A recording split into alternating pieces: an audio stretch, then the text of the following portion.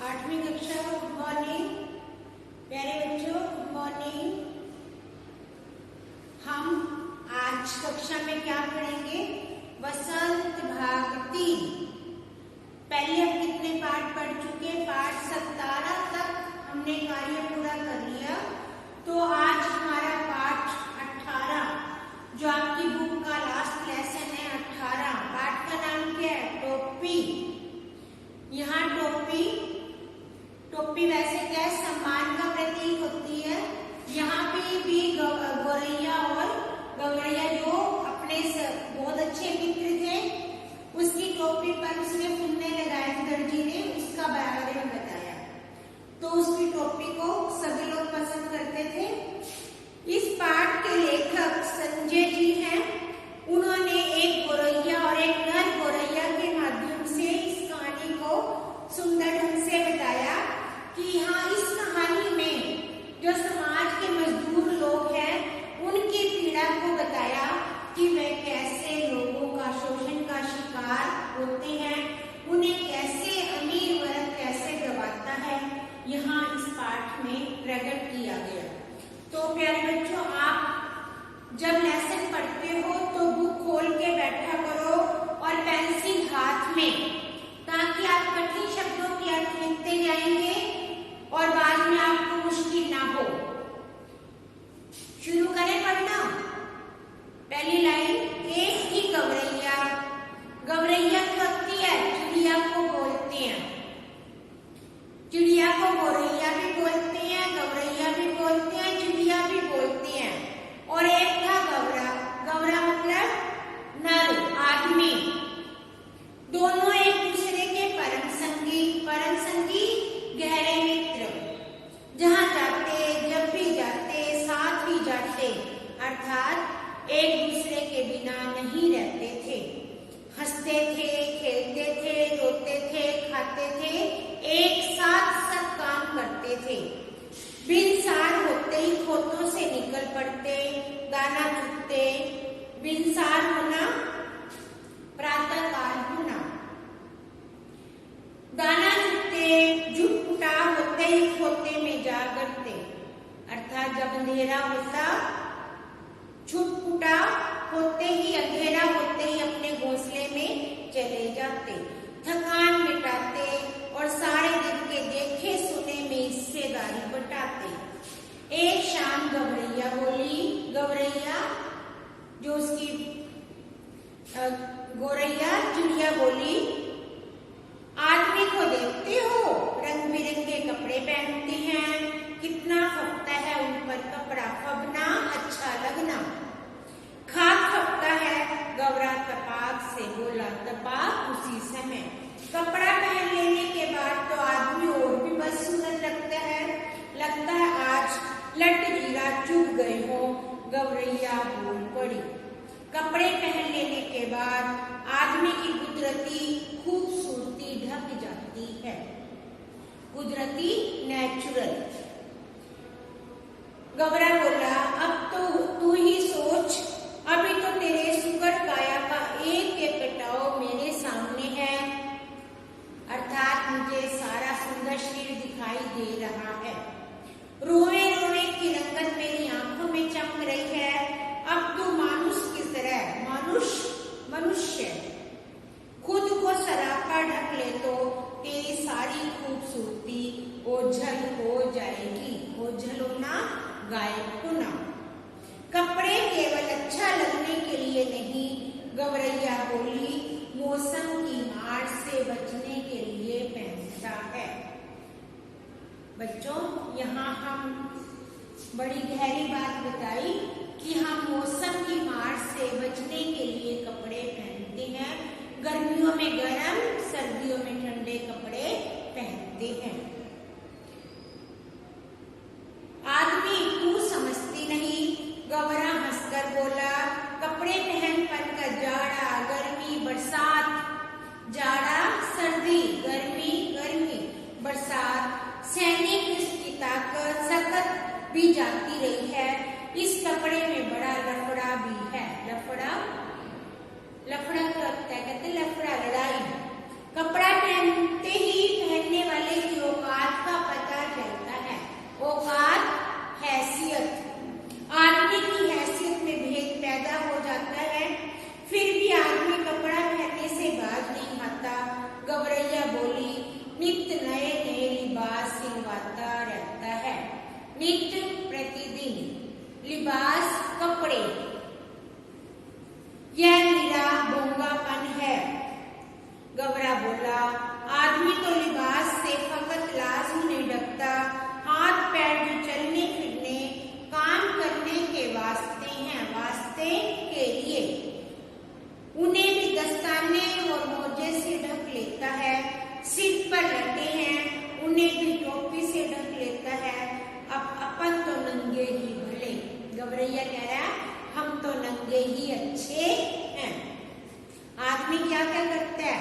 पूरे शरीर को ऊपर से नीचे तक कपड़ों से ढक लेता है और गौरैया अपने आप को कह रहा है मैं हम तो नंगे ही ठीक है।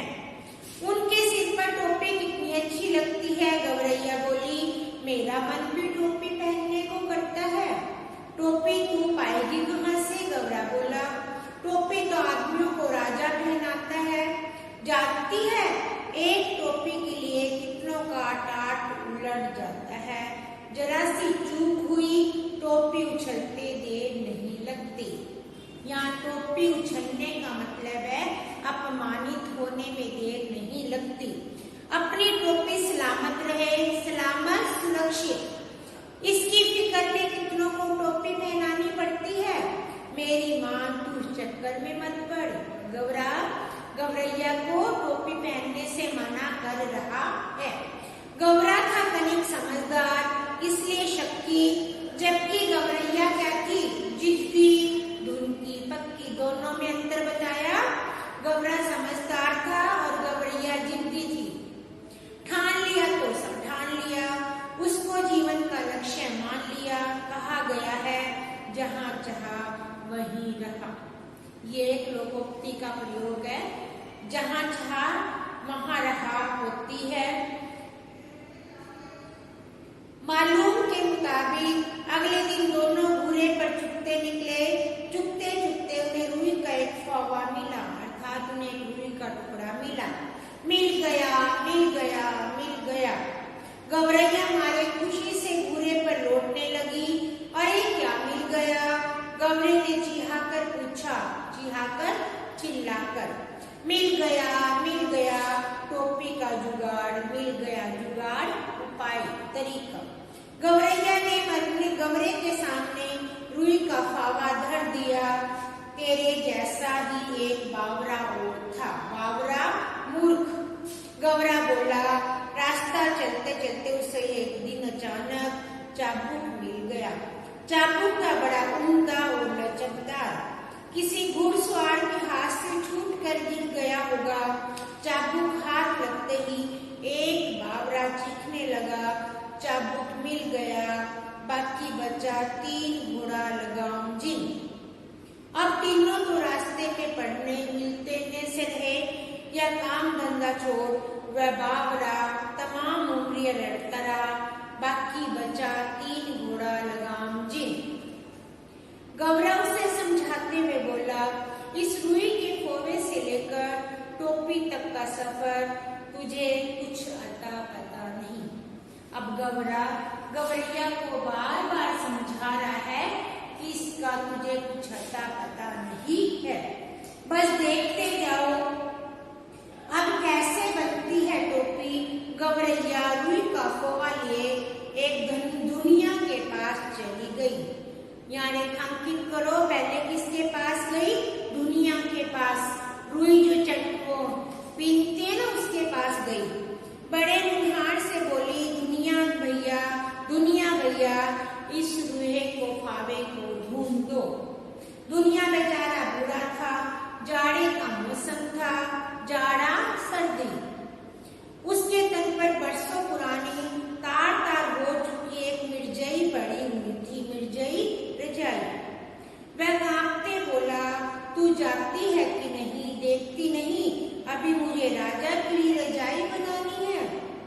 एक तो यह राजा ऐसा है जो चांद का दाम चलाता है, ऊपर से तू आ गई फोकट की रुई दुनवाने। अर्थात राजा के बारे में बताया कि राजा काम करवाता है, पैसे नहीं देता। उजरत न करो भैया।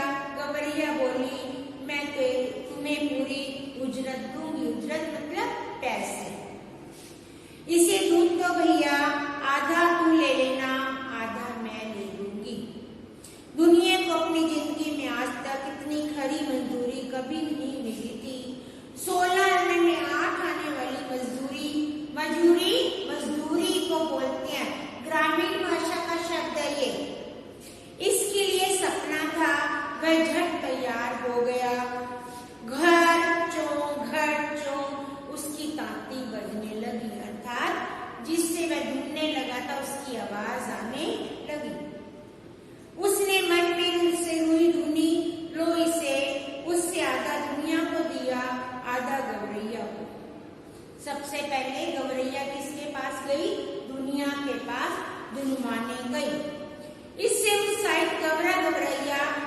कोरी के पास गए, कहने लगे, कोरी भैया इस धुनी हुई रुई को सूत से काट दो।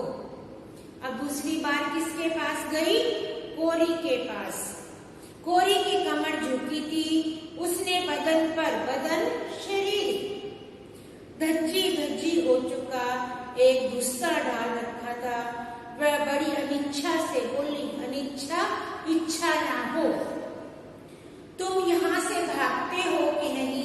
देखते नहीं, अबे मुझे राजा के लिए, अचकन के लिए सूत काटना है। अब ये भी किसके लिए काम कर रही थी? राजा के लिए। मुझे फुर्सत नहीं है मुफ्त में मलार गाने की। भैया इस मुल्क में सब काम राजा के लिए होता है, मुल्क राज्य। गवरैया अचरज से बोली, अचरज हैरानी, तू किस मुल्क से आई है? कोरी ने उसे भर आंख देखा, जानती नहीं यहाँ का चलन, खट मरे बरघा बैठा खाए तुरंग। यहाँ सब राजा के नाम से काम होते हैं, राजा के लिए होता है, राजा के लिए लंगवे भी बहुत हैं, उन्हीं का काम होता है। अर्थात पूरे राज्य में राजा के ही सब काम होते हैं।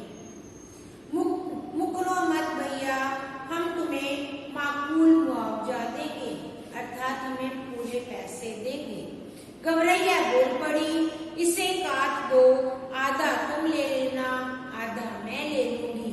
पहले दुनिया को भी क्या कहा था? आधा तुम ले लेना, आधा मैं ले लूंगी। कोरी भी तैयार हो गया, इतनी वाजिब मजदूरी का काम न करना मूर्खता होगी। कोरी के भी मन में लालच आ गया। तन तन करके उसने तकली, चरखी ताता थैया करने लगी। काफी मही लच्छेदार सूत काट दिए उसने, अर्थात उसने उस सूत को काट दिया जो गवरैया कोरी के पास लेकर आई थी। अब आगे देखेंगे, कदम कदम पर मिलते कामगारों के सहयोग से सहयोग ने गवरैया को आगे बढ़ने के लिए उकसा दिया। इसके बाद वे दोनों एक बुनकर के पास गए और इजरार करने लगे। अब किसके पास गए? बुनकर के पास।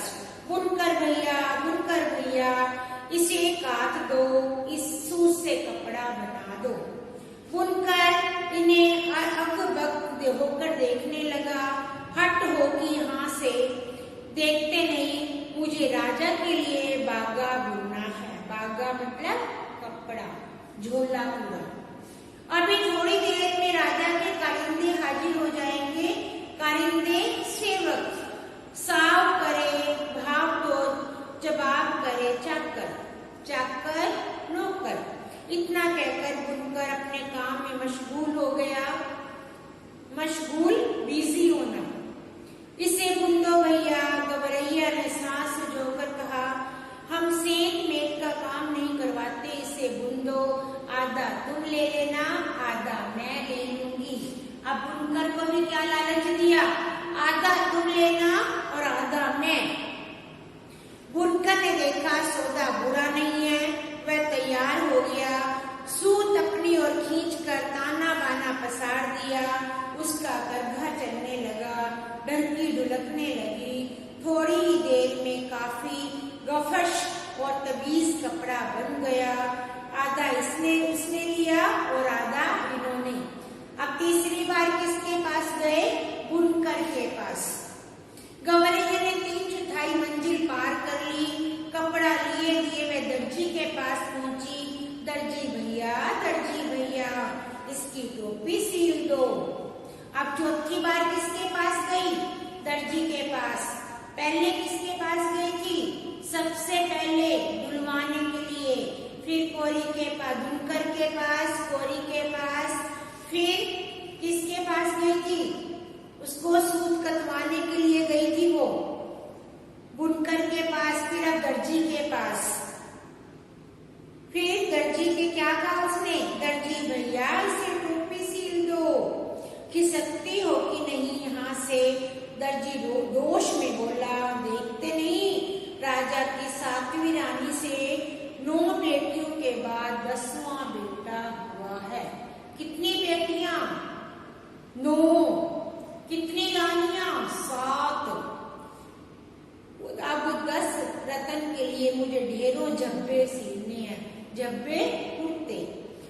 जी ने माथे का पसीना पोंछते हुए ठंडी हाली, कुछ देना न लेना, भर माथे पसीना।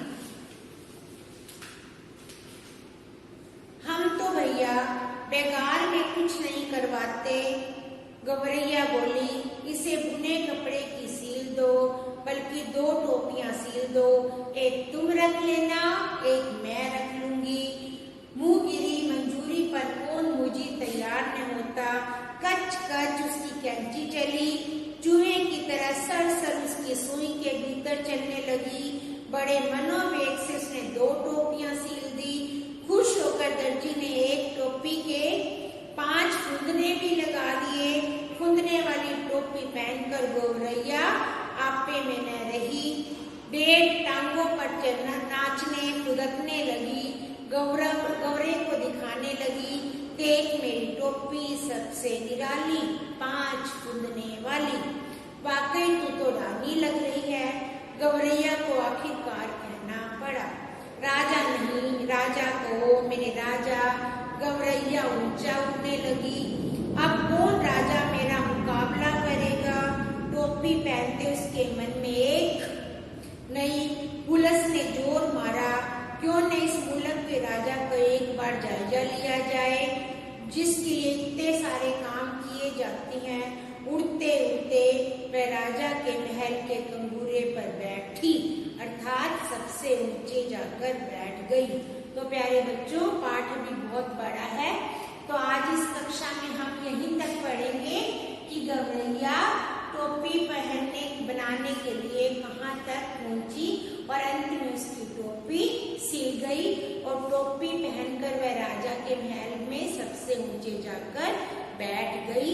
आप भी बेटा यहाँ तक पढ़ना, अगली कक्षा में हम आगे से पाठ पढ़ेंगे और अगला भाग हम अगली कक्षा में पढ़ेंगे। तब तक एक बार खुद पढ़ लेना। धन्यवाद।